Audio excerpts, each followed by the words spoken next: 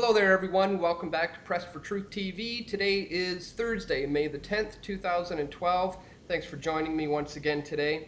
Earlier on this morning, I was on the radio. I was a guest on Deadline Live with Jack Blood. He had me on as a guest for probably close to an hour, so we discussed all sorts of very interesting topics. So if you want to check out that show. He makes his podcasts available for download, so I'll put a link in the description here if you want to check it out. And as I said, we discussed a whole lot of very interesting topics, and one thing in particular Jack wanted to get my opinion on was the current presidential race down in the States with Obama and Romney and Paul even, Ron Paul, having a tremendously successful campaign. He's gaining a lot of popularity, and I have to say I'm certainly a Ron Paul supporter. I like everything that guy has ever said. There's pretty much nothing he's ever said that I don't agree with. I think he's completely bang on the money just about all the time. So it's interesting to be following this current presidential race. So, you know, as we were talking about that, though, I wanted to bring up to him the fact that many of these people are going to be meeting very soon, right around the corner in just a couple weeks, at the annual Bilderberg conference.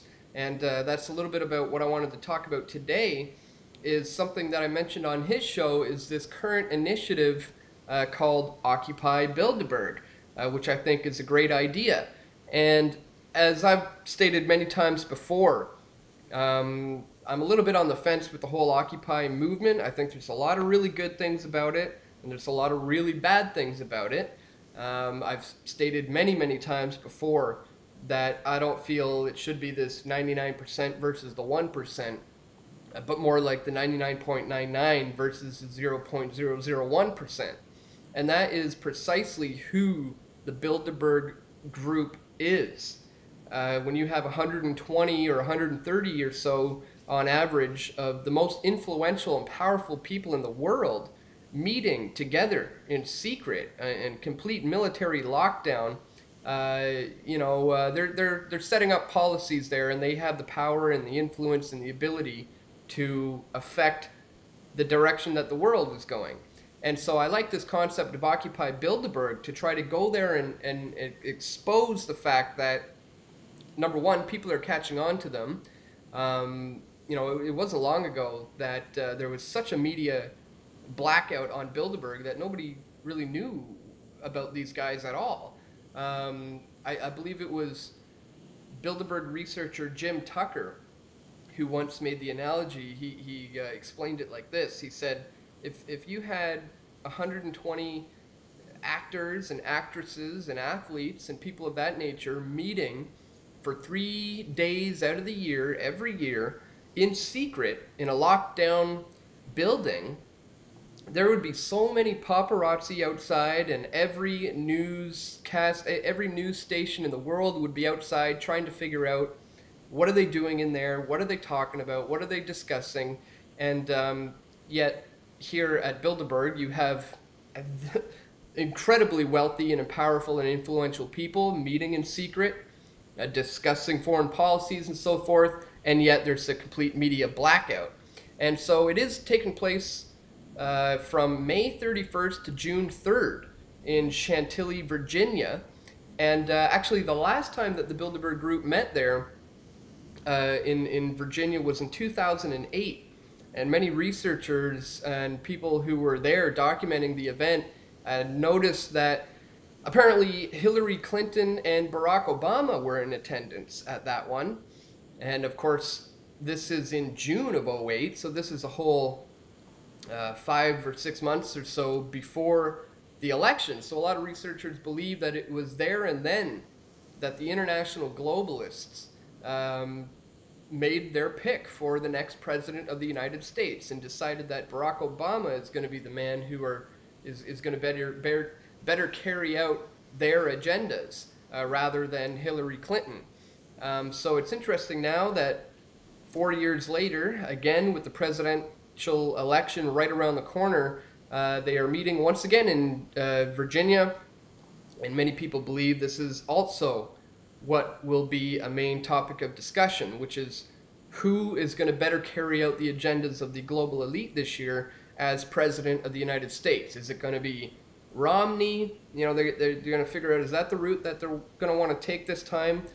Or Obama, and see if they can get him in for another 4 more years to carry out the agendas.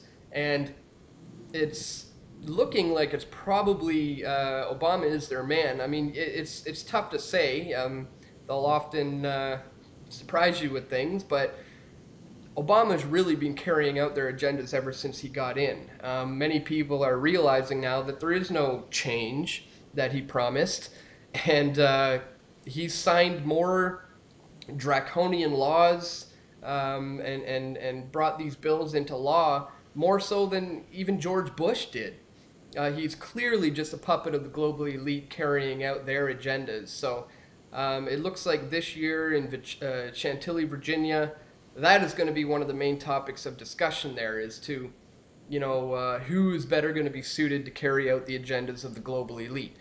So I would strongly encourage people to get behind this idea of Occupy Bilderberg. There's been a Facebook group that's been set up for this, and so I'll put a link in the description.